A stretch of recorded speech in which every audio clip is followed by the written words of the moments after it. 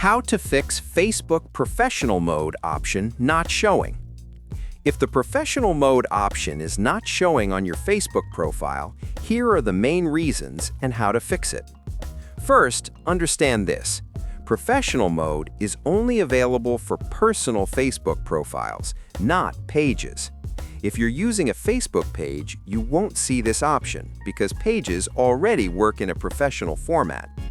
Now, the most common reason is age restriction. You must be at least 18 years old to enable Professional Mode. Check your date of birth on your profile and make sure it meets this requirement. Another reason is account eligibility. If your account is brand new or inactive, Facebook may not show the option yet. In this case, you'll need to age the account by being active for some time. There can also be region restrictions, since some features are limited by country.